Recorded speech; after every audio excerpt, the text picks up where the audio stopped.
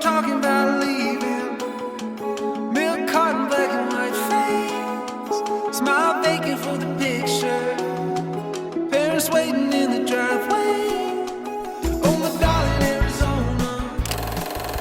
เริ่มต้นทริปที่การเดินทางไปที่สนามบินนะคะ จากตัมเปเรเนี่ยเราก็นั่งบัสจากในเมืองไปลงที่เฮลซิงกิแอร์พอร์ตเลยซึ่งใช้เวลาประมาณ2ชั่วโมงกว่าๆนะคะราคาต่อคนก็ขาละประมาณ 19-20 ยูโรประมาณนี้ซึ่งเราก็ซื้อจากออนไลน์ไปก่อนล่วงหน้านะคะแนะนำว่าให้จองก่อนนะเพราะว่าบางทีมันเต็มเร็วเหมือนกันตอนนี้นะคะเราก็อยู่บนเครื่องเรียบร้อยและกำลังจะเดินทางจากเฮลซิงกิไปลงเครื่องที่มิวนิกนะคะแล้วก็เดี๋ยวทีมนี้เราจะขับรถไปโดโลมิตี้กัน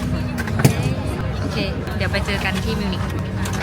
ตอนนี้นะคะก็ถึงที่มิวนิกแล้วทุกคนคือเรานั่งเครื่องจากเฮลซิงกิมาลงมิวนิกแล้วก็เดี๋ยวจะขับรถจากเยอรมันเนี่ยไปที่ออสเตรียแล้วก็ไปอิตาลีกันนะคะรูทนี้ก็จะเป็นรูทแบบรถทริปยาวๆไปเลย1อาทิตย์ก็เดี๋ยวตอนนี้กำลังจะมารับรถแล้วรอบนี้เราเช่ารถ2คันนะคะเพราะว่ามีเด็กๆเยอะก็รวม passenger รอบนี้ทั้งหมด9คนแตกไปเลยค่ะก็เดี๋ยวมารอดูความวุ่นวายนะคะทุกคนเดี๋ยวขอไปหาที่รับรถก่อน130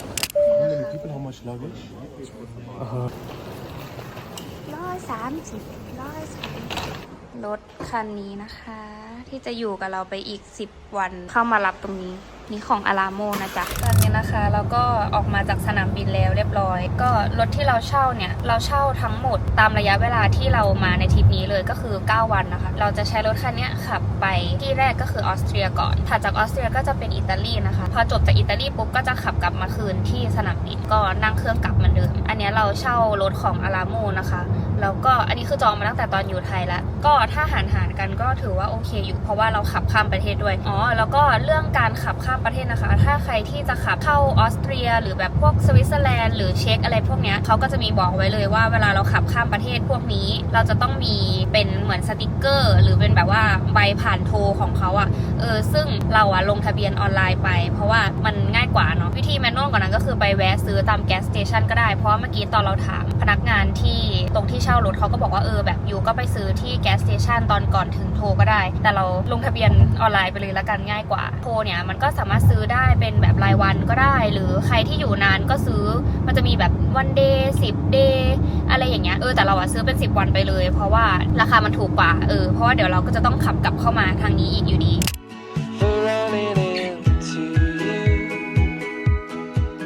แวะพักรถแป๊บหนึ่งนะคะหิวข้าวอันไหนเป็นของใครก็ไม่รู้ดูก่อนเนี่ย crispy chicken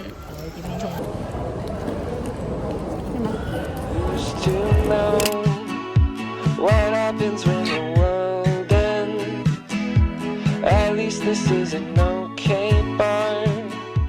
ตอนนี้นะคะเราอยู่กันที่สวนมิราเบลคาร์เทนในเมืองซาวส์บวกเรียบร้อยขับมาจอดรถตรงตึกข้างหลังเดินออกมาก็ถึงสวนเลยนะคะเราจะไปเดินเล่นในสวนแล้วก็เดินเล่นในเมืองซาวส์บวกนิดนึงก็เมืองนี้จริงๆเป็นเมืองที่เราเคยมาแล้วเหมือนกันตอนนั้นที่เรานั่งรถไฟมาออสเตรียเนาะแล้วเราก็แวะมาเดินเล่นในเมืองนี้เพราะว่าเป็นเมืองทางผ่านที่สวยงามแล้วก็เป็นเมืองที่เป็นบ้านเกิดของโมซาร์ทนะคะมิราเบลการ์เดนหรือสวนมิราเบลเป็นส่วนหนึ่งของพระราชวังมิราเบลซึ่งได้รับขนานนามว่าเป็นสวนสาธารณะที่สวยที่สุดของเมืองและส่วนนี้นะคะก็ถูกขึ้นทะเบียนให้เป็นมรดกโลกอีกด้วยเดินเข้ามาเนี่ยก็จะพบกับความอลังการของดอกไม้น้ำพุรูปปั้นต่างๆถ้ามองจากจุดนี้เนี่ยก็จะเห็นฉากหลังเป็นยอดวิหารแล้วก็ป้อมปราการโฮเฮนซาวส์บวกบนยอดเขาด้วยนะคะซึ่งสวนนี้เนี่ยตั้งอยู่ใจกลางเมืองซาวส์บวกเลยเดินทางมาง่ายมากและที่สำคัญก็คือเข้าชมฟรีด้วยนะคะเป็นอีกสถานที่ที่ใครที่ผ่านมาเมืองนี้ก็ต้องแวะเช็คอินกันYou know I've waited for it กลับมากินไอติมร้านเดิมนะคะที่กินที่ดูสะดวกอร่อยไหม Do you like it อร่อย What's the point in dreaming if I lose my voiceตอนนี้นะคะเรากำลังจะออกจากเมืองซาวส์วอล์กแล้วกำลังจะเดินทางไปที่ซูเปอร์มาร์เก็ตก่อนแล้วก็เดี๋ยวจะเข้าที่พักที่ฮอลสตัดละเดี๋ยวพรุ่งนี้ทุกอย่างก็จะปิดนะคะเพราะว่าวันอาทิตย์ชาวดอยปิดทุกอย่างตอนแรกกำลังจะแวะซูเปอร์มาร์เก็ตใกล้ๆแต่ว่าแถวๆในเมืองไม่มีเลยแบบปิด6 โมงทุกที่เลยทุกคนก็ถ้าใครมาเสาร์อาทิตย์ก็ต้องเช็คเวลาซูเปอร์มาร์เก็ตด้วยนะคะถ้าเกิดจะแบบแวะซื้อของสดการมาเดินซาวส์วอล์กก็จะสั้นๆประมาณนี้แบบว่าไม่ได้เดินอะไรเยอะเพราะว่าเราไม่ค่อยมีเวลานะ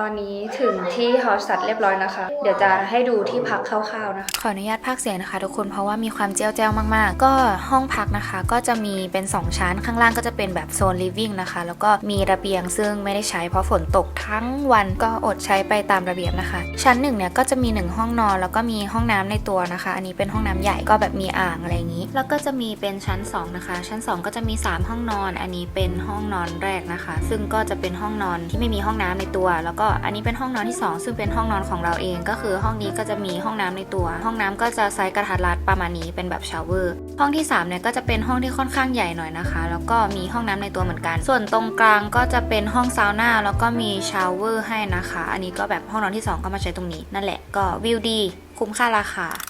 Good morning ค่ะทุกคนตัดมาที่เช้าวันนี้เพราะว่าเมื่อวานก็แบบเป็นวันเดินทางตอนนี้เราอยู่ที่ฮอสตัดแล้วนะคะก็เมื่อคืนมาเช็คอินเข้าที่พักอะไรกันเรียบร้อยเราจะมีเวลาทั้งวันนี้อยู่ฮอสตัดอีกคืนนึงนะอันนี้เราเดินออกมาสำรวจแถวๆที่พักฝั่งที่เราพักเนี่ยเป็นโรงแรมดอมิโอนะคะซึ่งมันเป็นรีสอร์ทที่อยู่ติดกับเลคอีกฝั่งหนึ่งก็คือไม่ใช่ฝั่งฮอสตัดแต่ว่าเป็นฝั่งโอเวอร์ทราวอุนซึ่งจริงๆมันจะแบบเขาเรียกว่าอะไรเหมือนฝั่งตรงข้ามซึ่งครั้งที่แล้วที่เรามาฮอสตัดเนี่ยช่วงก่อนวินเทอร์เนาะเราก็มาพักฝั่งนี้เหมือนกันเพราะราคาก็จะค่อนข้างถูกกว่าฝั่งนู้นนิดนึงแล้วก็เราแบบเจอที่พักที่มันพอดีกับจำนวนคนของเราเพราะว่ารอบนี้เรามา9คนมันก็หาที่พักค่อนข้างยากนะคะที่เนี่ยมันก็แบบมีบ้านเป็นหลังๆใหญ่ๆเหมือนรองรับคนได้เยอะอะไรเงี้ยแล้วก็ติดเลคแบบนี้เลยคืออันนี้เราเดินมาจากที่พักประมาณ2นาทีแล้วก็ข้างหลังนี้เป็นเลคแล้วสวยมากเรามาฮอสตัดครั้งที่เท่าไหร่นะครั้งที่3ครั้งนี้เป็นครั้งที่3ในการมาฮอสตัดแล้วแต่ว่าเป็นครั้งแรกที่มาตอนซัมเมอร์เป็นอีกบรรยากาศหนึ่งนะคะซึ่งเช้านี้เนี่ยถือว่าอากาศไม่แย่เมื่อคืนฝนตกหนักมากแล้วก็พายุเข้าแบบต้นไม้แบบจะหักเราก็ลุ้นอยู่ว่าเช้าวันนี้เราจะได้เห็นวิวสวยๆไหมเดี๋ยวจะเก็บบรรยากาศมาให้ดูนะคะสวยมาหน้าไหนก็สวยบอกเลย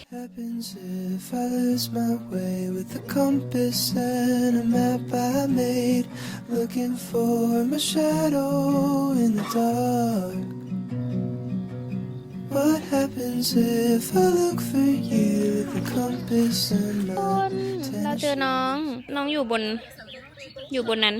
น่ารักจังเลยทุกคนอันนี้คือที่พักที่เราพักใช่ปะข้างหลังตรงนี้แล้วอันนี้ก็เป็นส่วนหนึ่งของที่พักของเราเดินทะลุมาซึ่งที่พักข้างๆตรงนี้ก็คืออันที่เราเคยมาพักครั้งที่แล้วนะคะแต่ว่าครั้งนี้มันเต็มก็เลยไม่ได้พักอันนี้แต่อยู่ข้างกันเลยนี่เดินเลียบน้ำมาอีกหน่อยนึงนะคะตรงนี้ก็จะเป็นโป๊ะเรือที่ชื่อว่า Over Traw Un ซึ่งถ้าเกิดว่าใครจะข้ามไปฮอสตัดเนี่ยมันจะต้องมาขึ้นเรือตรงนี้แล้วก็ข้ามไป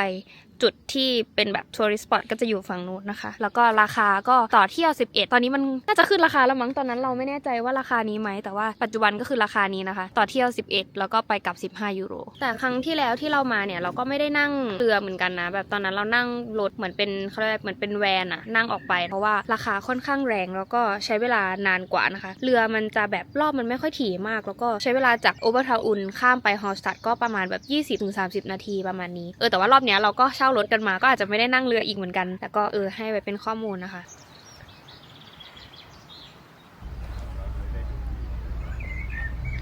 เมื่อกี้ขับมาประมาณไม่ถึง10นาทีก็ถึงแล้วจากที่พักเราซึ่งที่จอดรถที่เนี่ยมันก็จะมีประมาณแบบ 2-3 พักค่ะซึ่งราคาไม่แน่ใจเหมือนกันเมื่อกี้มันบอกราคาปะไม่รู้ยังไม่แน่ใจเดี๋ยวมาบอกราคาอีกทีนึงกี้เราเข้ามาโชคดีพอดีเพราะว่ามีรถออกก็เดี๋ยวเดินไปเที่ยวกันCome on, baby, roll me up, take a hit, smoke my love till you miss it. I think that I can get you addicted. Take me like you're taking something away. นี่นะคะที่เรามาแวะถ่ายรูปเป็นที่แรกก็คือเดินข้ามมาจากที่จอดรถเราก็จะเจอกับแบบจุดสปอตที่รถทัวร์จะชอบมาลงก็คือตรงลานมันอ่านว่าลานป่ะเป็นเป็นแบบโป๊ะเรือตรงนี้นะคะซึ่งข้างหลังก็จะเป็นวิวแบบเลคนี่เห็นไหมคนเยอะมากเดี๋ยวเราถ่ายรูปตรงนี้เสร็จแล้วเดี๋ยวเราจะเข้าไปเดินเล่นในเมืองรอบนี้ที่มาเป็นครั้งแรกที่อากาศดีที่สุดฝนไม่ตกใช่เพราะทุกครั้งที่มาปกติจะฝนตกหนูลืมทากันแดดที่คอเปล่าลูก In the corner store light they keep on all the time when it's closed like your แอบซื้อฮอตช็อกโกแลตนะคะแล้วก็แบบลืมตัวว่าอากาศมันร้อนซื้อแบบร้อนมาแล้วฟินเลยนะอร่อยเลย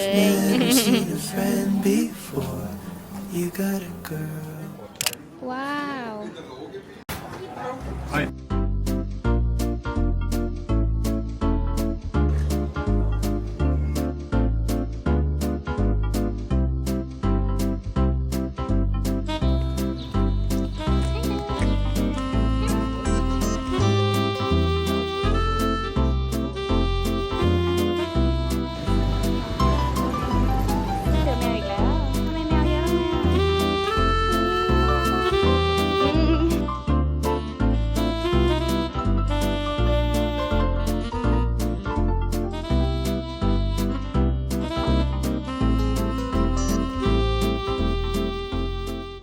อนนี้นะคะเดี๋ยวเรากำลังจะเดินขึ้นเขาไปมันจะเป็นจุดสปอตที่คนชอบมาถ่ายรูปกันก็สำหรับใครที่มาตรงนี้เนี่ยก็อย่าลืม keep in mind ว่าต้องห้ามเสียงดังแล้วก็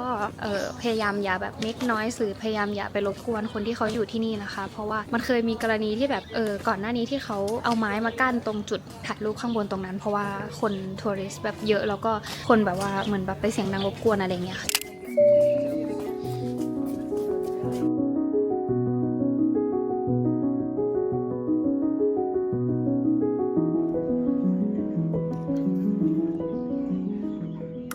ที่เราเดินมาก็คือเป็นด้านหลังของโบสถ์ที่เมื่อกี้เราขึ้นไปดูวิวนะก็คือด้านหลังโบสถ์ตรงนี้มันก็จะมีแบบเป็นลานข้างหลังอย่างนี้สามารถมาถ่ายรูปได้สวยมากตรงนี้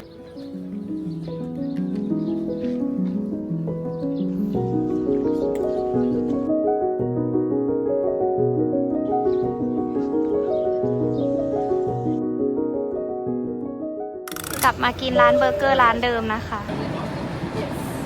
ตอนนี้นะคะเราอยู่ในร้านเบอร์เกอร์ที่ชื่อว่าเบอร์เกอร์แมนเราเคยมากินร้านนี้แล้วครั้งหนึ่งราคาถูกดีแล้วก็ให้เยอะด้วยอันนี้เป็นน้ำบลูเบอร์รี่อะไรไม่รู้เมื่อกี้ซื้อมาก็อร่อยดีเป็นแบบน้ำปั่นเดี๋ยวรอเบอร์เกอร์ก่อนแต่คิวค่อนข้างเยอะแล้วก็ที่นั่งมีแค่2โต๊ะก็ต้องใช้จังหวะเอานิดนึงเป็นฮอทดอกนะคะแล้วก็มีพอมเมสมีเฟรนช์ฟรายนี่อันนี้เบอร์เกอร์เราอันนี้ฟอยเออร์เบอร์เกอร์นะคะมีพริกมีฮาลาเปนโยแล้วก็อันนี้เป็นอะไรนะเบอร์เกอร์แมนเบอร์เกอร์อันนี้น่าจะเป็นเมนูซิกเนเจอร์ข้างในมันเป็นหัวหอมผัดแล้วก็เป็นเห็ด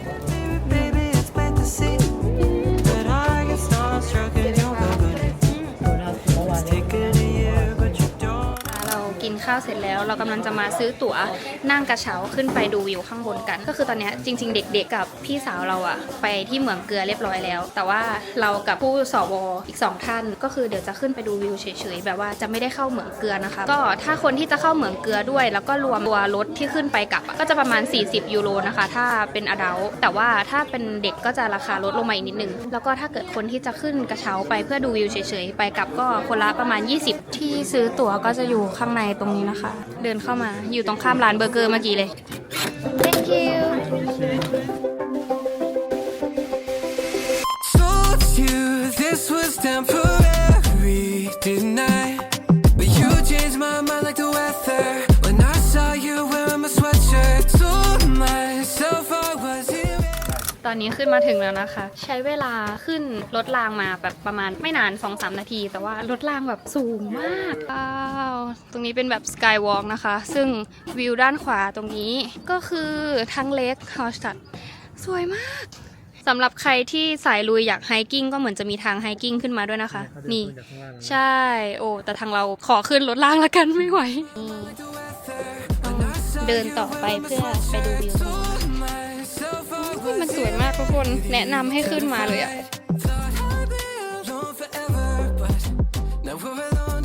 นี่ตรงนั้นก็จะมีแบบว่าเป็นเด็กให้ออกไปยืนนะคะมีสวยมากอะทุกคนแนะนำให้ขึ้นกระเช้ามานะคะคือมันแบบเห็นวิวหมดเลยแล้วก็ตรงนี้จะมีแบบร้านอาหารเหมือนเป็นคาเฟ่รีสอร์ทอยู่ข้างหลังตรงนี้ด้วยมันคุ้มค่ากับ22 ยูโรมันสุดๆเลยอะLove was nothing but a train crash, a fast track to lyrics.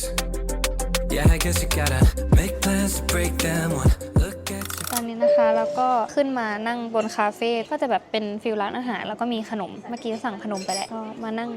ชิลๆกินน้ำชมวิวบนนี้แต่วิวดีมากข้างบนอากาศดีมากเลยถ้าใครที่แบบแวะมาฮอลสตัดก็แนะนำให้นั่งกระเช้าขึ้นมานะคะแบบคุ้มเพราะว่าวิวสวยมากมันเห็นวิวแบบว่าเห็นทั้งหมดของเลคเลยนี่ขนมเรามาแล้วเมื่อกี้สั่งเป็นทีรามิสุแล้วก็อันนี้เป็นแอปเปิลพายอ๋อมีซอสด้วยอ่ะ Once was hollow, filling up the corners of my mind.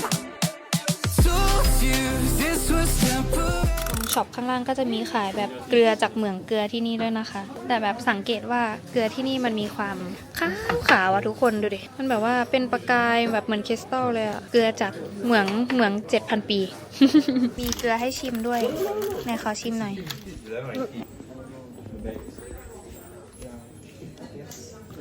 จริงเหมืองเกลือที่นี่เนี่ยถ้าเกิดว่าเข้าไปก็อาจจะแบบได้เรียนรู้ประวัติศาสตร์อะไรอย่างนี้แต่ว่าอันนี้เดี๋ยวต้องรอพี่มาเล่าเพราะว่าพี่พาเด็กๆเข้าไปนะคะ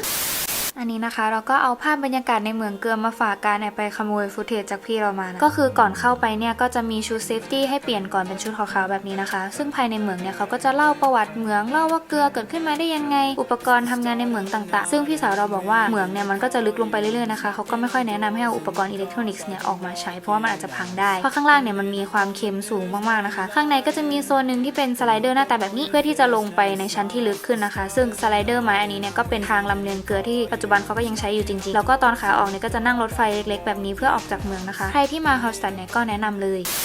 ทางที่ลงจากกระเช้ามาก็จะมีแบบร้านขายของที่แบบเกี่ยวกับเหมืองเกลือมีหลายอย่างมากเลยมีตั้งแต่เกลือกินเกลืออาบน้ำแปรรูปต่างๆซึ่งจริงๆที่เหมืองเกลือของที่ออสเตรียตรงนี้เนี่ยเป็นเหมืองเกลือที่เก่าแก่ที่สุดในโลกนะคะเขาบอกว่ามีอายุมามากกว่า 7,000 ปีแล้ว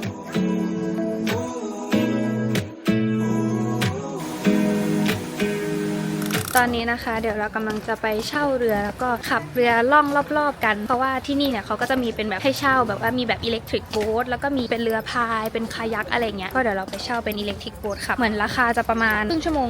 25 ยูโรนั่งได้4 คนนะคะเดี๋ยวเราไปลองไปเช็คดูก่อนว่าตอนนี้มีเรือว่างไหมระหว่างรอเด็กๆอยู่ในเหมืองเกลือ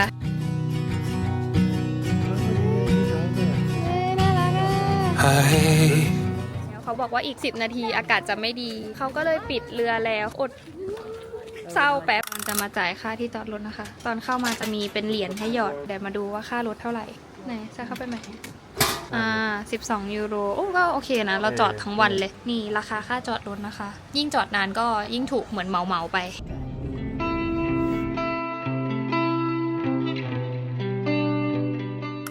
ตอนนี้นะคะเราก็กลับมาอยู่ที่พักแล้วก็มาเดินเล่นรอบๆแถวๆที่พักเพราะว่าตอนแรกเมื่อกี้แบบกำลังรอพี่สาวกลับมาจากเหมืองเกลือแล้วฝนก็กำลังจะตกแล้วบวกกับเรือที่ตอนแรกจะไปเช่ามันปิดพอดีก็เลยโอเคมารอที่พักนะคะเดี๋ยวพรุ่งนี้เราก็จะเดินทางจากที่นี่ไปอิตาลีแล้วก็เดี๋ยวข้ามประเทศกันอีกรอบนะคะแต่ว่าเดี๋ยวพรุ่งนี้จะแวะที่เมืองหนึ่งก่อนที่จะข้ามไปอิตาลีก็เจอกันพรุ่งนี้ข้าวเย็นวันนี้เมนูสปาเกตตี้โป่ง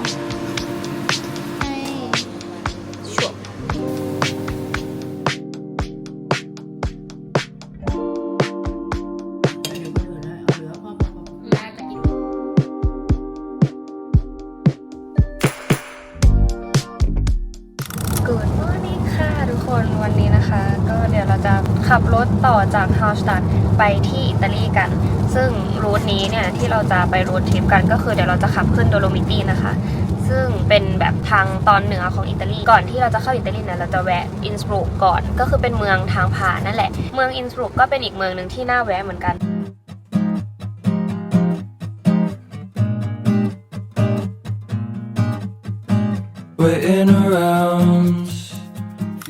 ตอนนี้นะคะเราก็อยู่ที่เมืองอินสบรูกเรียบร้อยขับมาจากฮอลสตัดประมาณ3 ชั่วโมงนะคะก็แวะระหว่างทางมาเรื่อยๆตอนนี้ก็ถึงเป็นที่เรียบร้อยซึ่งเมืองอินสบรูกเนี่ยก็เป็นเมืองที่อยู่ในออสเตรียเหมือนกันแต่ว่า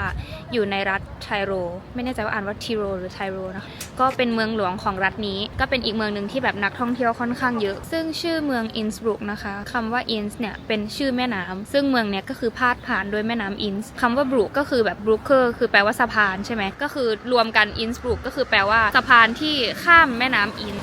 มันก็เลยกลายเป็นชื่อเมืองอินสบรูกก็จริงๆเป็นเมืองประวัติศาสตร์อีกเมืองหนึ่งเมื่อกี้ที่เราขับรถเข้ามาก็จะเห็นถึงความแบบเก่าแก่ของเมืองแบบว่าตึกราบ้านช่องโบสถ์อะไรเงี้ยก็จะหน้าตาดูเก่าๆหน่อยดูแบบวินเทจมากนั่นแหละก็เป็นอีกเมืองประวัติศาสตร์อีกที่หนึ่งของออสเตรียที่ค่อนข้างมีชื่อเสียงนะคะ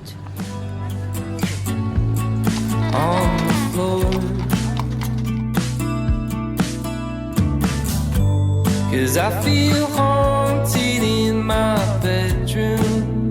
The floorboards in the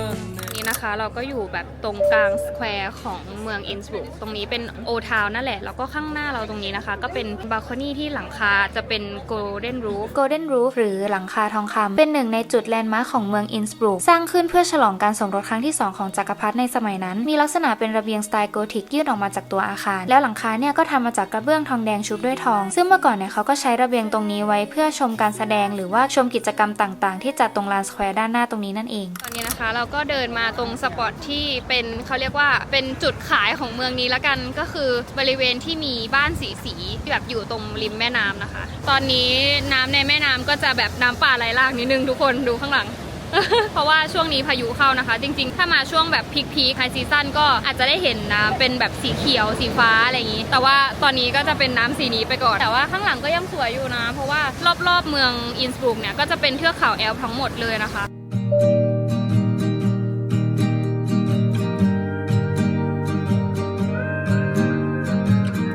Somewhere in Bichino, I don't care, I don't wanna know what the world outside. ตอนนี้นะคะเราก็อยู่ในร้านอาหารซึ่งแรนดอมเดินผ่านมาสั่งอาหารไปแล้วเดี๋ยวมารอดูพิซซ่ามาแล้ว ของเขา12.9 12.9 ใช่ นี่ก็มีพิซซ่าเหมือนกัน เด็กๆกินชนิทเซลนะคะ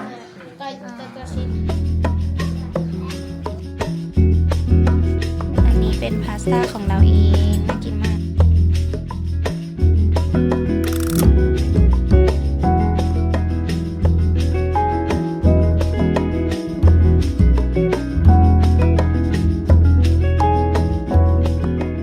นะคะทุกคนเราก็เดินมาตรงบริเวณที่เป็นโบสถ์เซนยาขอบซึ่งก็เป็นอีกหนึ่งแลนด์มาร์คที่สวยมากในนี้เหมือนกันแต่ว่ามันซ่อมทุกคนมันปิดซ่อม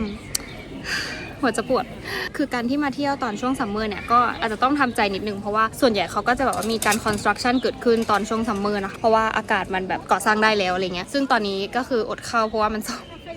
เนี่ยคือโบสถ์ที่เราจะเข้าอ่ะทุกคนคือมันสวยมากเลยข้างในเดี๋ยวจะแปะภาพให้ดูซึ่งตอนนี้ก็คือข้างหน้าปิดซ่อมไปแล้วจ้า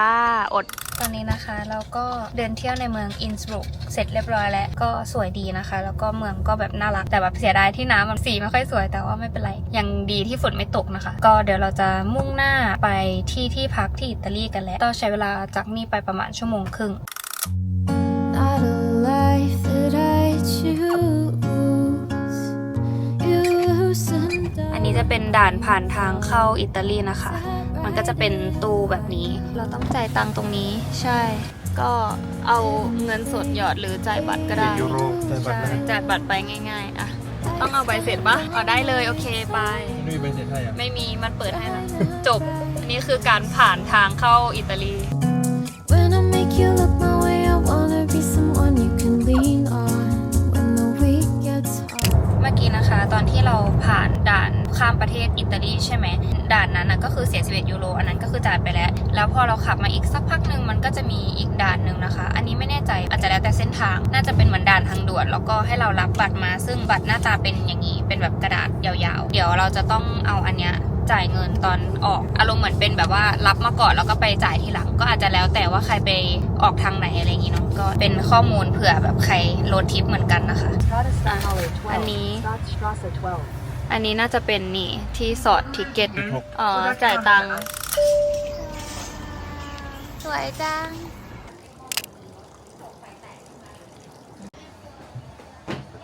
ตอนนี้นะคะเราก็เดินทางมาถึงที่พักที่อิตาลีแล้วก็คือเดี๋ยว3 คืนนี้เราจะนอนกันที่นี่นะคะเดี๋ยวเราจะแปะโลเคชั่นไว้ให้ชื่อที่พักว่าโฮเฟอร์ฮอฟนะคะเดี๋ยวพาเข้าไปดูข้างในกันนี่อันนี้เป็นแบบว่าทางเข้าบ้านนะคะ เข้ามาแล้วก็เป็นห้องนั่งเล่นอย่างนี้เป็นแบบโต๊ะกินข้าวมีห้องครัวตรงนี้นะคะนี่ห้องนอนแรกก็คือเป็นห้องนอนของเราเองตรงนี้ก็จะเป็นวิวแบบเห็นภูเขาอย่างนี้เลยทุกคนแล้วก็ตรงนี้เป็นอีกห้องนอนนึงนะคะอันนี้เป็นห้องนอนใหญ่ที่มีเป็นแบบบังเบดแบบนี้ก็น่าจะเป็นห้องเด็กๆนอนแล้วก็มีเตียงใหญ่ตรงนี้แล้วก็มีโซฟาเบดซึ่งห้องนี้ก็จะใหญ่หน่อยมีระเบียงส่วนตัวด้วยทุกคนดูดิน่ารักมากโซคิวมากๆชอบมุมนี้มากน่ารักอะแล้วก็ห้องน้ำ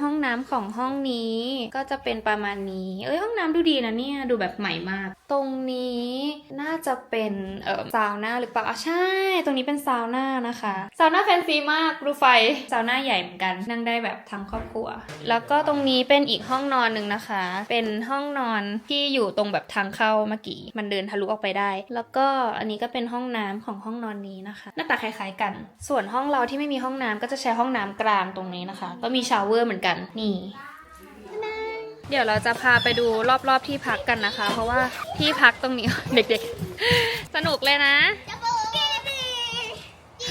ที่ ที่พักนี้แบบรองรับคนที่มาเป็นแฟมิลี่ก็ดูแบบว่าอุปกรณ์เล่นของเด็กเยอะมากมีจักรยานใช่ก็ให้หยิบจากตรงนี้ไปแล้วก็ตอนเช็คเอาท์ก็บอกเขาว่ากินอะไรไปบ้าง อ๋อโอเคก็คือเป็นมีโปรดักที่เป็นของเขาที่ของที่นี่เขาทำเป็นสวนไวน์สวนองุ่นแล้วก็มีแบบโปรดักที่เป็นไวน์เป็นน้ำแอปเปิ้ลที่พักเนี้ยเขาจะแบบว่าเจ้าของเป็นคนดูแลเองทำไวน์เองมีโปรดักของเขาอะไรอย่างเงี้ยก็จะเป็นแนวแบบโฮมเมดหน่อยแล้วก็ตอนนี้เรากำลังเดินมาตรงสวนอีกฝั่งหนึ่งนะคะน่ารักมากที่พักน่ารักมากแบบแล้ววิวก็คืออยู่บนเขาเลยคือมีแบบว่า tree house แบบของเด็กโอ้ยตรงนั้นน่ารักเดี๋ยวเดินไปดูสิโอ้ยตรงนี้น่ารักไร่องุ่นที่ทุกคนเห็นข้างบนตรงนี้ทั้งหมดก็คือเป็นของที่พักเขานะคะโอ้ใหญ่มากตรงนี้ก็เป็นสวนกุหลาบของเขาวิวมันแบบสุดยอดไปเลยทุกคนห้องพักเราก็อยู่ตรงนั้นน่ารักมากเลยเลี้ยงกระต่ายด้วยทุกคนน้องน่ารักมากจ้าเอน่ารักจังเลยโอ้สวัสดีค่ะสวัสดีค่ะก็คือตรงนี้เป็นสวนผักแต่หอยทากเต็มเลย หมดเวลาต้นหนึ่ง ผักหมดไปแล้ว1 ต้น หอยทากตัวอ้วนเบ้งเลยทุกคนตรงนี้เป็นแบบห้องเพลย์รูมของเด็กๆที่พักนี้เนี่ยเขาก็จะมีแบบว่าให้สั่งเป็นแบบขนมปังเป็นเบรคฟาสต์ได้ซึ่งแบบเหมือนเขาจะทำขนมปังเองอะไรเงี้ยก็คือเหมือนออเดอร์วันนี้ส่งเช้าพรุ่งนี้อะไรเงี้ย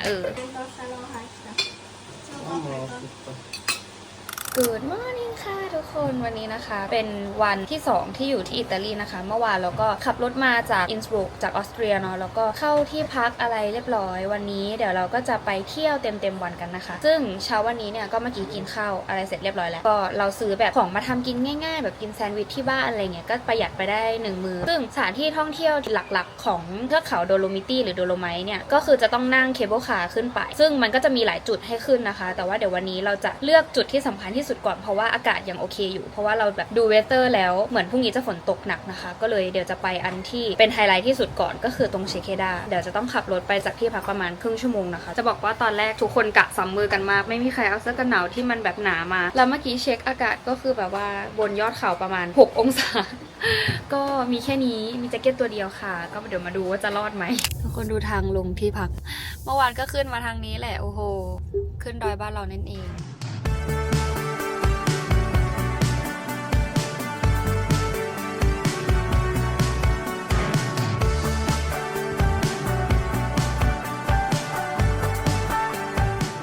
ตอนนี้นะคะเรากำลังจะมาขึ้นกระเช้าและอยู่ตรงทางขึ้นแล้วนะคะเดี๋ยวต้องไปซื้อบัตรก่อนซื้อตั๋วเรียบร้อยค่าขึ้นไป to the top ของเชเคดานะคะตรงที่วิวพอยต์ตรงนั้นเพราะว่าคนละ45นะคะส่วนเด็กคนละประมาณ23เดี๋ยวเราจะขึ้นไปข้างบนกัน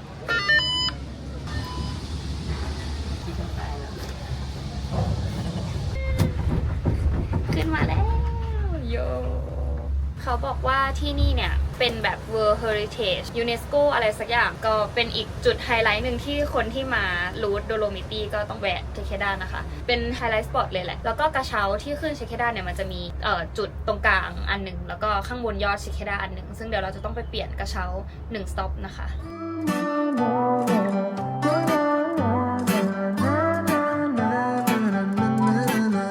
Pick a movie. I'll pick you up, we'll go eat sushi. Or we'll go downtown with our best เดี๋ยวเราจะขึ้นต่อไปถึงข้างบนต้องสแกนอีกรอบหนึ่ง We both look so fly like sweet apple. และเราก็มาถึงจุดสูงสุดแล้วทุกคนว้าวโอ้ my god น้ำตาจะไหลของจริงสวยมากคือแบบบนนี้ยังมีหิมะอยู่เลยอะทุกคนโคตรสวยเลยอะ Baby, roll me up. โอ้มันเวอร์มากเลยอะแก Smoke my love till you miss it. I think that I can get you addicted. Take me like you're taking something illicit. ทำอะไรครับอยากสัมผัสหิมะ ระวังกางเกงเปียกนะ นี่คือวิธีเดินให้เหนื่อยน้อยลงเหรอเดินซิกแซกอะนะเคทุกคนตอนนี้กำลังเดินขึ้นมาถึงบนยอดเพื่อที่จะถ่ายวิวแบบที่ทุกคนเขาถ่ายกันแล้วดูสภาพเราใส่บูทอันนี้มาเดินไม่พร็อพเพอร์สุดๆอะนี่ถึงแล้ว Come on, baby, roll me up. Take a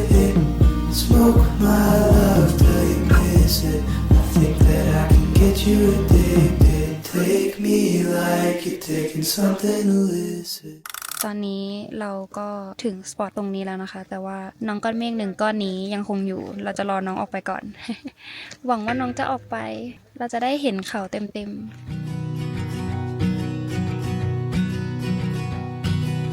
I know that I'll be fine. ๆ ตอนนี้นะคะแล้วก็มานั่งพักอยู่ตรงคาเฟ่ตรงที่ขึ้นกระเช้าเนอะก็มาสั่งขนมกินเล่นแล้วก็สั่งน้ำกินนะคะ โชคดีมากที่ตอนเรามาแบบอากาศยังโอเคอยู่ แต่ว่าตอนนี้มองไปคือเริ่มมีฝนแล้ว ก็เดี๋ยวเราจะลงไปเที่ยวข้างล่างต่อนะคะ วันนี้คิดว่าน่าจะขึ้นกระเช้าได้แค่1อันก็คือที่เชเคดาคุ้มค่ามากๆทุกคนแบบคือถ้าใครที่มาแนะนำว่าให้ขึ้นมาเลยอะ Can't tell. But think about the time when I อย่า made it to your first show. นี่ตอนนี้ลงมาข้างล่างแล้วนะคะ เดี๋ยวจ่ายค่าจอดรถก่อน ก็คือใช้บัตรที่รับเข้ามา แล้วก็มาสแกนจ่ายตรงนี้นะคะ ค่าจอดรถทั้งหมด10ยูโรโอเคแล้วใช่แล้วเราก็ต้องเอาอันนี้เสียบตอนขาออก ตอนนี้นะคะเราก็ลงมาจากบนเขาเชเคดาแล้ว เดี๋ยวเรากำลังจะไปหาข้าวกินกัน หาร้านไว้แล้วประมาณ5นาทีจากตรงนี้นะคะเดี๋ยวไปกินข้าวก่อนเติมพลังแล้วเดี๋ยวเราก็จะไปที่ต่อไปกัน ร้านอาหารที่เราจะมากินเที่ยงนี้นะคะ ชื่อ Restaurant Lam Pizzeria พิซซ่าแบบไซส์ยักษ์มาก อันนี้เป็นกูลาชเนื้อนะคะ แล้วก็กินกับข้าว ของแม่เป็นหมู looks nice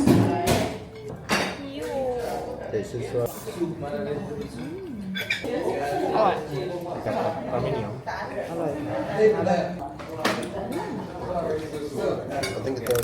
หนักจัด Oh my god ตอนนี้นะคะทุกคนเราก็กลับมาที่พักเรียบร้อยแล้ว ซึ่งจะบอกว่าเมื่อกี้กินข้าวเสร็จแล้วตอนแรกอ่ะจะไปแวะตรงโบสถ์แล้วก็แวะตรงเซนต์แมกเดเลนาใช่ไหมเป็นแบบว่าวิลเลจน่ารักซึ่งฝนตกหนักมากๆก็เลยโอเคเราไปถึงแล้วแหละแต่ว่าเราก็ขับรถกลับเพราะว่าไม่ได้ลงไปถ่ายตรงโบสถ์นะคะก็เลยคิดว่าเดี๋ยวพรุ่งนี้เช้าค่อยไปแก้มือใหม่ละกันก็เลยกลับที่พักมาแล้วก็เมื่อกี้ไปซื้อของซูเปอร์มาร์เก็ตมาด้วยเพราะว่าจะมาทำข้าวเย็นนะคะก็วันนี้ก็จะประมาณนี้ทุกคนเดี๋ยวก็หวังว่าพรุ่งนี้อากาศจะดีขึ้นแล้วก็จะได้แวะหลายๆที่นะคะโอเคไปเจอกันพรุ่งนี้จิ้มแล้ว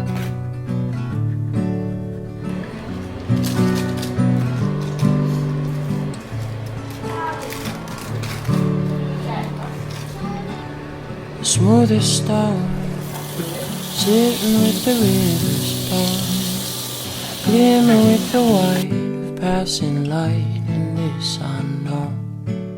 Good morning ค่ะทุกคนเช้าวันนี้นะคะ เราจะกลับไปที่เมื่อวานที่เราไปแล้วฝนตกกันก็คือตรงบริเวณเซนต์แมกเดเลนากับตรงเชิร์ชตรงนั้นก็จริงๆวันนี้อากาศก็ไม่ได้ดีไปกว่าเมื่อวานเท่าไหร่หรอกแต่ว่าเดี๋ยวไปลองเสี่ยงดวงกันดูนะคะว่าเราจะเห็นวิวภูเขาไหมตอนนี้นะคะเราก็อยู่ตรงบริเวณที่จอดรถตรงทางที่จะขึ้นไปจุดวิวพอยต์ของหมู่บ้านแมกเดเลนานะคะจริงๆที่จอดแถวนี้ก็มีค่อนข้างหลายที่เลยเดี๋ยวเราจะต้องเดินต่อขึ้นไปอีกประมาณกิโลนึงซึ่งก็ประมาณ20นาทีนะคะหนาววันนี้หนาวมาก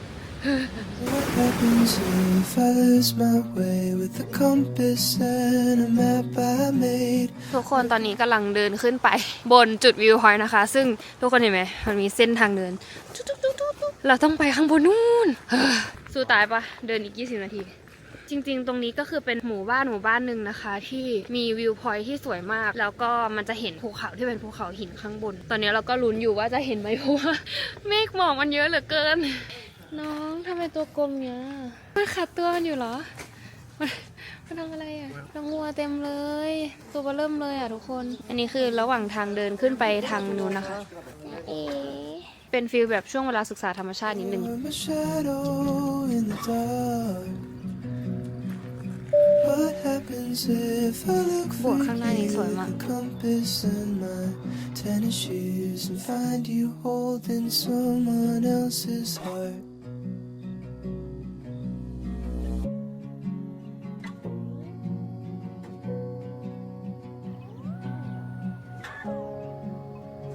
ากทำไมหนูเป็นตัวเปื่อยๆอย่างเงี้ยลูกทากที่นี่มันไม่มีเขาเรียกว่าอะไรอะฝามันเหรอ จริงๆอะวิวที่เราอยากได้มันควรจะเป็นอย่างนี้ทุกคนหลังเมฆก้อนนั้นมันจะมีเทือกเขาที่เป็นเหมือนหลังไดโนเสาร์อยู่ตรงนี้ซึ่งมันคือจุดไฮไลท์ของโดโลไมท์เลยแต่ว่าทำไมทำกับเราอย่างนี้ตอนนี้นะคะเราเดินขึ้นมาตรงถึงจุดแบบวิวพอยต์แล้วแต่ว่าก็อย่างที่คาดไว้เพราะว่าเมฆตรงนั้นมันแบบช่างแน่นเหลือเกิน จริงๆมันควรจะมีวิวตรงนี้แต่ว่านั่นแหละทุกคนเราก็เก็บภาพมาให้ทุกคนได้ประมาณนี้เพราะว่าเมฆเยอะอะเมื่อวานฝนตกหนักตอนกลางคืนนะคะมันก็เลยคงชื้นมากก็เลยแบบไม่เห็นวิวเขาโอโดข้างหลังเสียใจนิดหน่อยแต่ว่าเดี๋ยวถ้าเกิดวันอื่นมีเวลาแล้วมีโอกาสจะขับรถกลับมาตรงนี้อีกสักรอบนึงเพราะว่ามันเหมือนมาไม่ถึงอะมันยังไม่เห็นวิวนั้นเลยอะก็ประมาณนี้นะคะวันนี้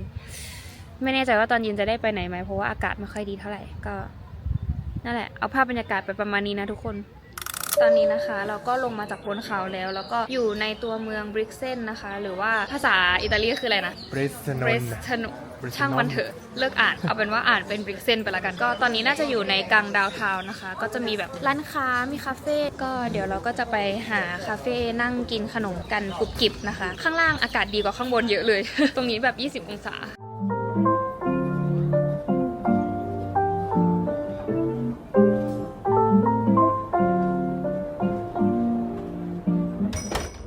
RSM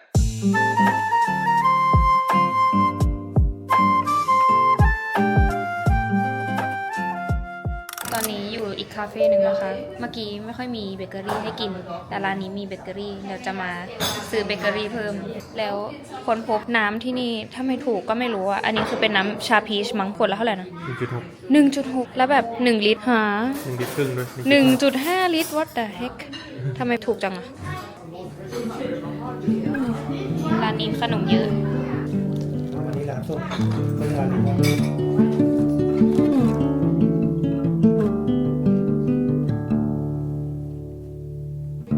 Street lights and car rides to หรือว่า spots เขาให้ตกแต่งหรือว่าเอาไว้ส่งของแต่น่ารักมาก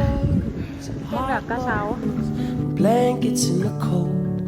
They're the things reminding me living life is pretty neat.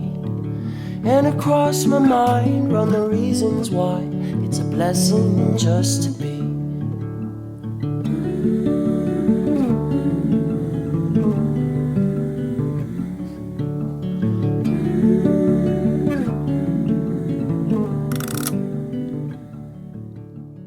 Good morning ค่ะทุกคนเช้าวันนี้นะคะเดี๋ยวเราจะย้ายที่พักกันแล้วก็ที่พักต่อไปเนี่ยจะอยู่อีกฝั่งหนึ่งของเขานะคะการที่มาเที่ยวรูทโดโลไมท์เนี่ยมันจะมี2ฝั่งให้เลือกเที่ยวซึ่งเราก็เลือกที่จะเที่ยวทั้ง2ฝั่งเลยก็เลยพักคนละฝั่งกันนะคะก็เดี๋ยววันนี้เราจะไปฝั่งที่มันเป็นเลคก็ตอนนี้กำลังเดินทางเพิ่งออกจากที่พักมาได้แป๊บหนึ่งในที่สุดเราก็เห็นสีฟ้าแล้วทุกคนเดี๋ยวจะร้องไห้เพราะว่าตั้งแต่มาคือแบบฝนตกฉ่ำมากแล้วก็ยังไม่เห็นความแบบสดใสของอากาศเลยเพราะว่าช่วงนี้พายุเข้าพอดีนะคะเดี๋ยวที่แรกที่เราจะไปกันก็คือเลคไบรส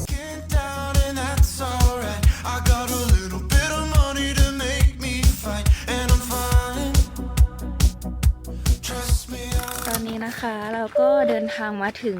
เลคไบรสหรือลาโกดีไบรสนะคะก็คือเป็นเลคที่ค่อนข้างจะมีชื่อเสียงคือฝั่งเนี้ยมันจะมีอยู่2เลคที่คนจะไปหลักๆก็คือเลคนี้แล้วก็อีกเลคนึงคือเป็นมิสซูรินาซึ่งมิสซูรินาคิดว่าเดี๋ยวจะไปพรุ่งนี้นะคะวันนี้เรามานี้ก่อนตอนนี้หนาวมากประมาณ10 องศานะคะเพราะว่าเมื่อคืนหิมะตกหนักมากแล้วก็ตอนนี้ภูเขาตรงหน้าเราอ่ะคือแบบยังเห็นหิมะอยู่เลยอ่ะแล้วก็ตรงนี้มีพาร์กิ้งหลายที่อยู่นะคะมีประมาณ4 หรือ 5พาร์กิ้งไม่รู้อะเมื่อกี้เราแบบขับมาก็มีคนโบกอำนวยความสะดวกให้ค่าที่จอดรถก็8 ยูโรนะคะแต่ว่าที่เราดูข้อมูลในเว็บไซต์มาเหมือนว่าช่วงที่มันเป็นแบบไฮซีซั่นพีคเลยช่วงซัมเมอร์พีค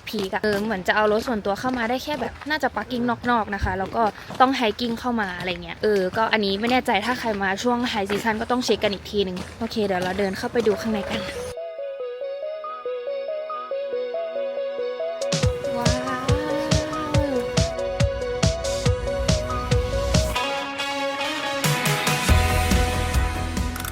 คือล ราคาเช่าเรือนะคะ ถ้าแบบ private ไม่อยากไปรวมกับใครก็จะประมาณ50ยูโรแต่ว่าถ้าเกิดว่าอยากไปแชร์กับคนอื่นก็ราคา15ตอนนี้นะคะเรากำลังจะมาเช่าเรือ ซึ่งเราอยากจะเช่าเพื่อพายในเลคนี้มากๆก็ได้มาแล้วนะคะเรานั่งแบนแบบ private ก็คือเสีย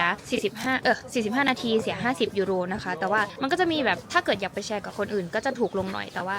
ไม่ได้แกมันต้องเป็น private สิสิ่งที่รวมอยู่ในค่าตั๋วก็จะมีแมกเนตเขาให้คนละอันให้เลือกด้วยแบบลายไม่เหมือนกันน่ารักดีก็โอเคเดี๋ยวไปรอเรือก่อนนะคะ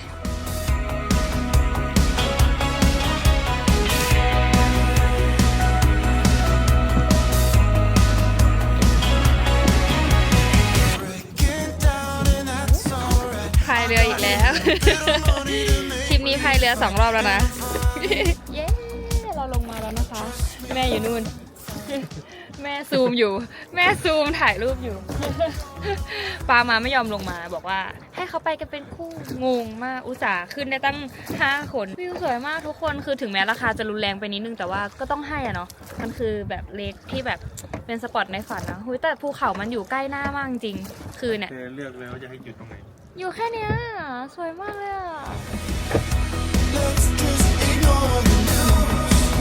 I know you know that California sure would be nice if we really wanted to use my money with you. Let's just ignore the news.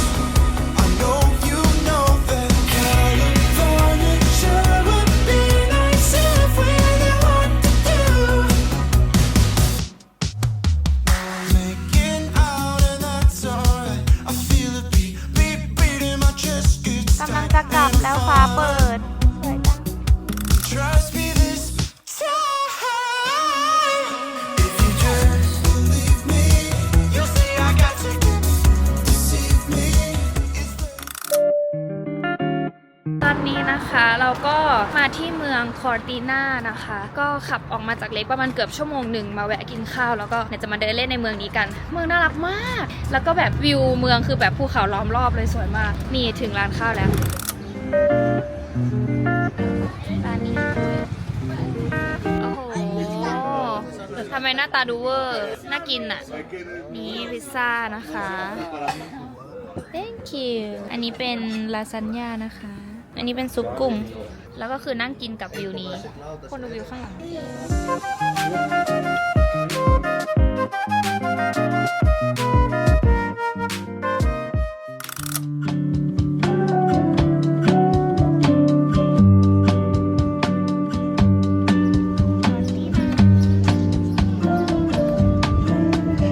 ตอนนี้นะคะเราก็มาเดินเล่นในเมืองคอร์ติน่าซึ่งเมืองนี้เป็นแบบฟิลแบบว่าสกีรีสอร์ทช่วงวินเทอร์น่าจะแบบคนเยอะกว่านี้เยอะเลยนะคะแล้วก็เมื่อกี้แอบเห็นป้ายว่าปี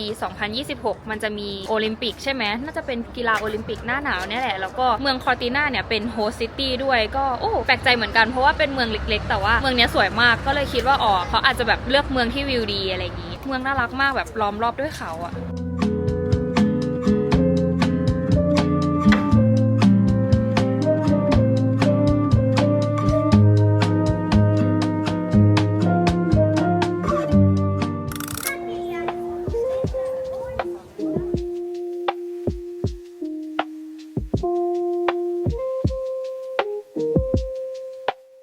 ตอนนี้นะคะเราก็เดินในเมืองคอร์ติน่าเสร็จเรียบร้อยเดี๋ยวกำลังจะไปเช็คอินโรงแรมกันตอนนี้แบบ5 โมงแล้วโชคดีมากที่แบบว่าได้เห็นแดดเพราะว่าเมืองนี้แบบน่ารักมากใครแวะมาทางเส้นฝั่งนี้ฝั่งแบบมาเที่ยวเลคไรส์ก็แวะมาเดินเมืองคอร์ติน่าได้นะคะแบบเมืองน่ารักแต่ว่าเมื่อกี้แบบพวกร้านค้าอะไรเงี้ยที่เป็นพวกร้านช้อปปิ้งแบบเสื้อผ้ารองเท้าอะไรเงี้ยไม่ค่อยเปิดเท่าไหร่คิดว่าน่าจะเปิดตอนช่วงซัมเมอร์แบบพีคกับวินเทอร์นะคะแต่ว่าพวกแบบร้านขายกิฟต์ช็อปพวกแบบซูวิเนียร์อะไรเงี้ยก็มีเปิดอยู่แต่ว่าพวกร้านอาหารในเมืองที่เราเช็คอะก็ราคาค่อนข้างแรงนิดนึงแบบประมาณ20 ถึง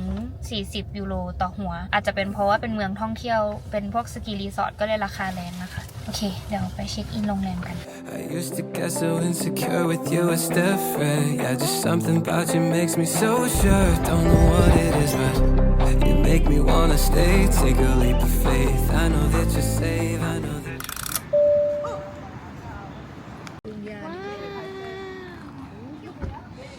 ตอน อนนี้นะคะเรากำลังจะขับไปที่พักใช่ไหมแล้วระหว่างทางผ่านเนี่ยมันจะมีจุดที่สามารถมาชมวิวแล้วก็เห็นตรงดรายซินเนนข้างหลังได้นี่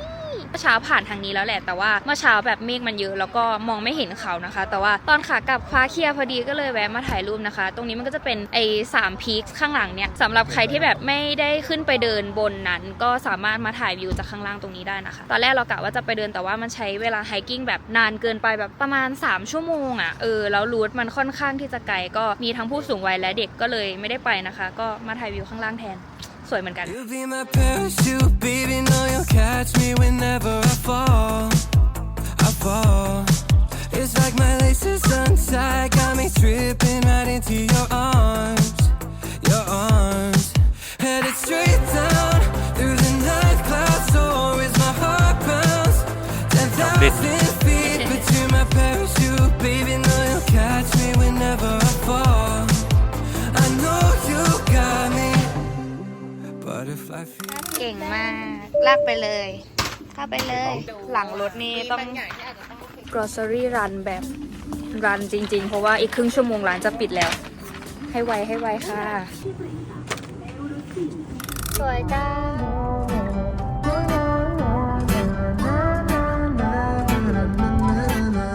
Pick a movie I'll pick you up we'll go eat sushi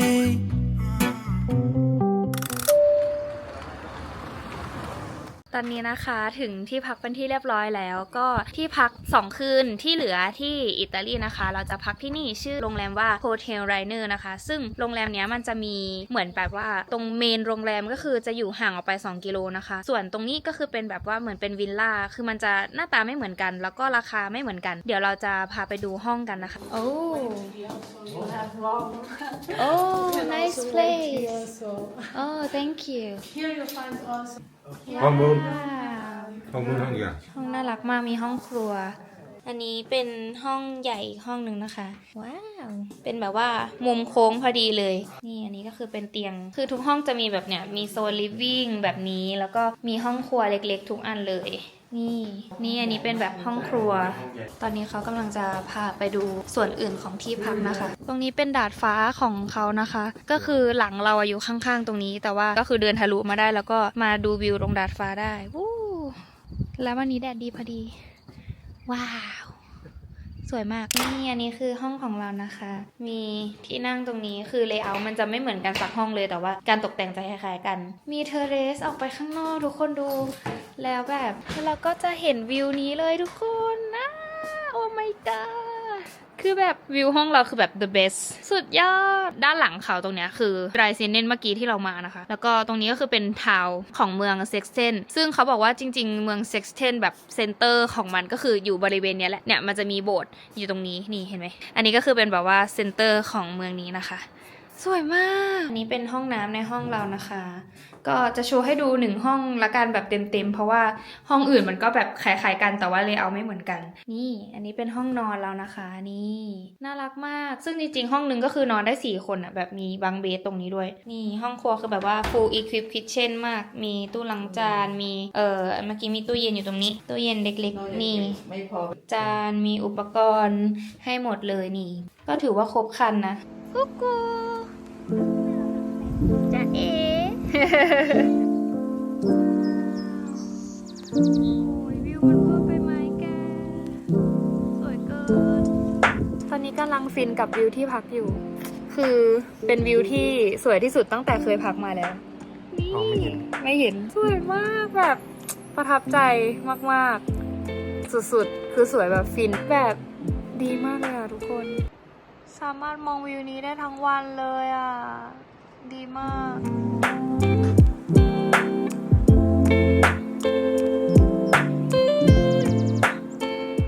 วันนี้ know that I'll be fine but I Morning ค่ะทุกคนเช้าวันนี้นะคะก็กำลังจะไปเลคมิสซูรินากันวันนี้ก็หนาวพอๆกับเมื่อวานก็เลยไม่เหลือเสื้อแล้วนะคะก็เลยเอาสเวตเตอร์มาใส่เพราะว่ามีแต่เสื้อแบบร้อนๆงงอากาศไปหมด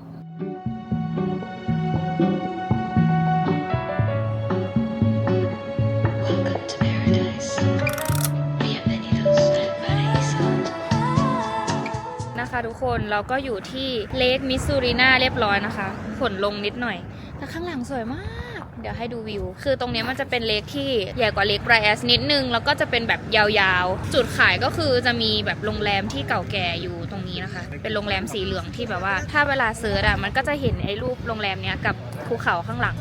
นี่วิวนี้ตอนนี้นะคะเราก็อยู่กันที่มันจะเป็นแบบเหมือนที่ขึ้นกระเช้าไปแล้วก็สไลเดอร์ลงมาเป็นแบบโรลเลอร์โคสเตอร์เดี๋ยวไปดูตั๋วก่อนว่าราคาเท่าไหร่อันนี้เป็นราคานะคะก็คืออันเนี้ยมันจะเป็นแบบกระเช้าขึ้นไปใช่ไหมแต่ว่าเราอาจจะเล่นสไลเดอร์ลงมาเพราะฉะนั้นเราก็จะซื้อแบบขึ้นอย่างเดียวแล้วก็สไลเดอร์ลงอันนี้ก็ราคาผู้ใหญ่18แล้วก็อันนี้เด็กส่วนถ้าต่ำกว่า8ขวบมันจะนั่งกับผู้ใหญ่ได้ก็คือสรุปว่าไม่ได้ขึ้นนะคะไอ้ฟันบ๊อบสไลเดอร์มันปิดเพราะว่าฝนตกก็เดี๋ยวอาจจะกลับมาอีกทีตอนเย็นนะคะเพราะว่า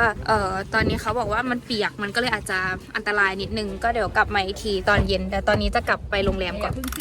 ตอนนี้นะคะเราก็กลับมาที่เดิมหลังจากเมื่อกี้เข้าที่พักไปผ่านไปประมาณ1ชั่วโมงฝนก็ดูเหมือนจะหยุดตกแล้วเราก็เลยกลับมาที่กระเช้านะคะ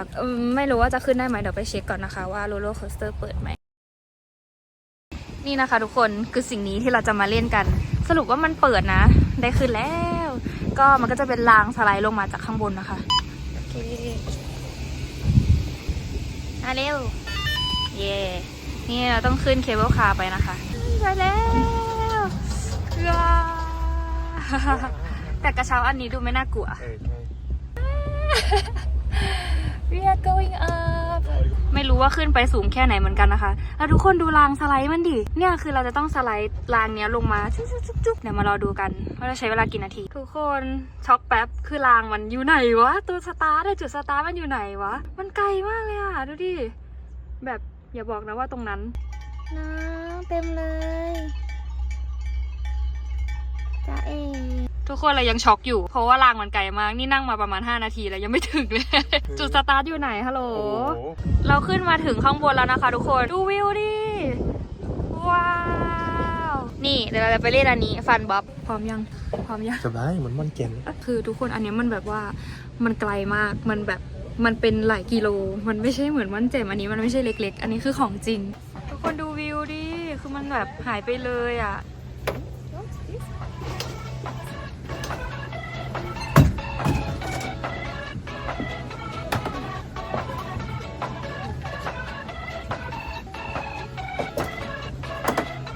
เจอกันข้างล่าง บอกว่าให้เราบังคับเองก็คือเลื่อนไปข้างหน้าก็คือไปแล้วก็ถ้าถอยหลังก็คือเบรกเรารอคนข้างหน้าเราไปก่อนหวาดเสียว Thank you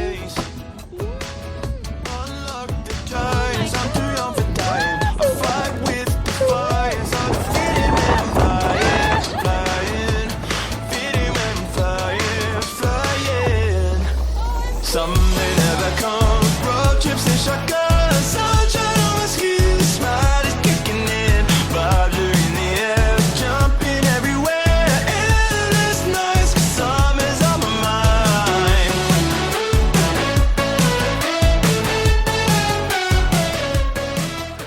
ลงมาแล้วสนุกมากตอนเล่นๆอยู่แล้วก็รู้สึกว่าเอ๊ะทำไมเธอมาใกล้จังวะมาตะโกนอยู่ข้างหลังว่าอย่าเบรกเขาก็งงเขาก็ไม่ได้เบรกเหมือน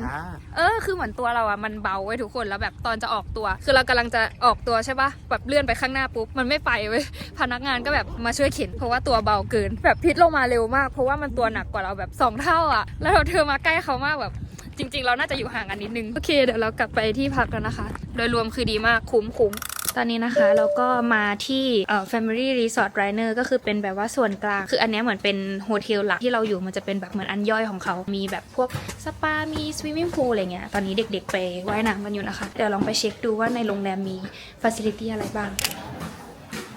ข้างล่างจะเป็นแบบสระว่ายน้ำนะคะเดี๋ยวลงไปดูอ๋อนี่ไงนี่ตรงนี้เป็นแบบว่าสระว่ายน้ำที่เห็นวิวว้าวตรงนี้วิวน่ารักมากเลยอะ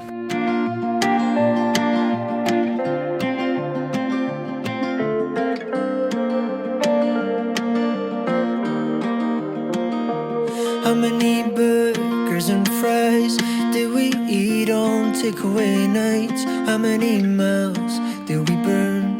just to see a little of the world?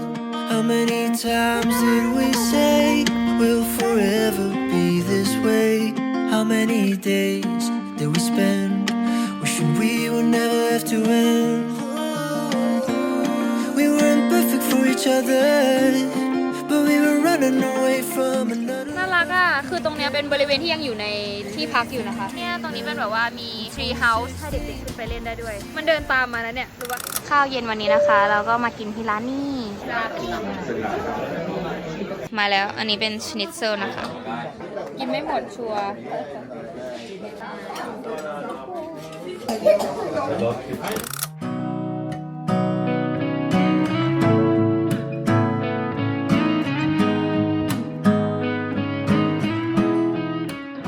Good morning ค่ะทุกคน วันนี้มาเปิดวอล์กสายนี้นะคะ ตอนนี้แบบบ่ายโมงแล้ว ตอนนี้นะคะเราก็ออกมาจากอิตาลีแล้วกำลังขับกลับเข้ามิวนิก ซึ่งจุดมุ่งหมายของเราก็คือมิวนิก1 คืนก่อนที่จะบินกลับเฮลซิงกิกันนะคะ ตอนนี้มาแวะปั๊มอยู่เดี๋ยวลงไปซื้อกาแฟกิน Got this song up inside of me in a world I don't wanna say. ตอนนี้นะคะเราก็ถึงโรงแรมเป็นที่เรียบร้อย ตอนนี้อยู่มิวนิกแล้วให้ดูคร่าวๆเพราะห้องไม่มีอะไรเลย ก็นี่นะคะอันนี้เป็นห้องนอนแล้วก็มีแบบโต๊ะทำงานนิดหน่อยอะไรอย่างงี้กรุบกริบก็คือเป็นห้องแบบไซส์กระทัดรัดนะคะแล้วก็ห้องน้ำเป็นงี้ก็ประมาณนี้ก็เดี๋ยวเราจะออกไปกินข้าวแล้วก็เดินเล่นในเมืองนิดหน่อยนะคะจะมีเวลาอยู่แค่ไม่กี่ชั่วโมงพรุ่งนี้เราจะกลับฟินแลนด์กันแล้ว let's go มิวนิกอิน3 ชั่วโมง ที่พักเราในคืนนี้นะคะ ชื่อคอร์ดยาร์ดเป็นของมาริออทนะทุกคนซึ่งโรงแรมนี้ก็ราคาโอเคแล้วก็อยู่ใกล้สนามบินมากแล้วก็มีป้ายอูบานอยู่ข้างหน้าพอดีนะคะ ก็เดินทางง่ายตอนนี้กำลังจะเข้าเมืองไปกินข้าวนี่ป้ายอูบานอยู่ตรงนี้นี่โรงแรมป้ายอยู่นี่เลย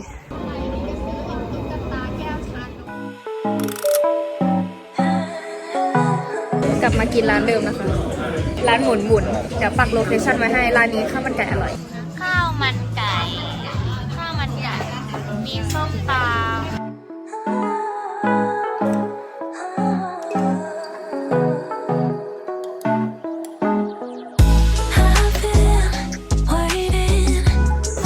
ปิดจ็อบที่ข้าวเหนียวมะม่วง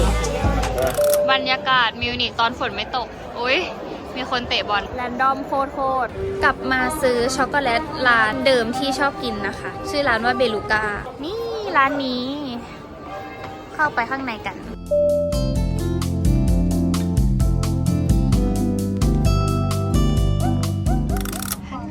ทุกคนตอนนี้นะคะเราก็กำลังจะเดินทางกลับเฮลซิงกิกันแล้วนะคะก็ทริปนี้ทั้งหมดเนี่ยก็ประมาณอาทิตย์กว่าๆเลยก็คือขับรถจากเยอรมันเข้าออสเตรียแล้วก็ไปอิตาลีซึ่งก็เป็นทริปที่ค่อนข้างยาวนานนะคะแบบว่าเที่ยวหลายที่มากๆแล้วก็ทริปนี้คือสนุกมากเพราะว่าขับรถเที่ยวเองได้ไปที่แบบใฝ่ฝันเนาะที่พักทุกที่ก็ดีนะคะนั่นแหละปิดทริปนี้ไปอย่างสวยงามทุกคนก็เดี๋ยวตอนนี้กำลังจะเดินทางกลับแล้วหวังว่าทุกคนจะเอนจอยกับคลิปนี้นะคะคิดว่าน่าจะเป็นคลิปยาวนั่นแหละก็ไว้เจอกันในคลิปหน้านะคะคลิปนี้ไปก่อนแล้วบ๊ายบาย